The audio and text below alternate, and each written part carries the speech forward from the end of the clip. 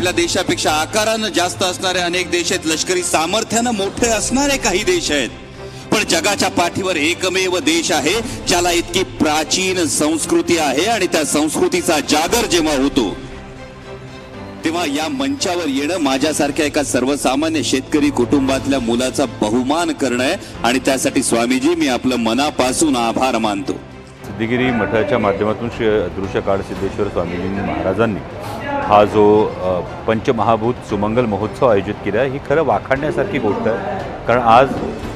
मानवतेच्या दृष्टिकोनातून पर्यावरण टिकणं फार गरजेचं आहे आणि याची जाणीव करून देण्यासाठी वेगवेगळ्या तत्वांना घेऊन या निसर्गाच्या जवळ जाणं हे मला वाटतं फार महत्त्वाचं। आणि तसंही कायमच स्वामीजींच्या कामाविषयी मला एक प्रचंड आदर आहे, तर तो अशासाठी की धर्म शास्त्र संस्कृती या सगळ्या गोष्टींचं केवळ कर्मकांडात न अडकवता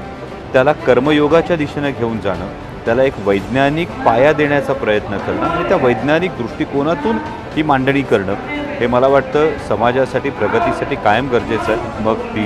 गोशाळेचा प्रकार संपूर्ण हे असो,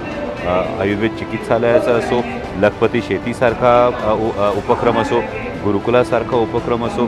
तर हे सगळे उपक्रम हे मला वाटतं निसर्गाच्या दृष्टीनं समाजाच्या दृष्टीनं फार हितकारक आहे। सिनेमा अभिनेता लोकप्रतिनिधी या पलीकडे जाऊन एक माणूस म्हणून मी हे आवाहन करेल की कुठेतरी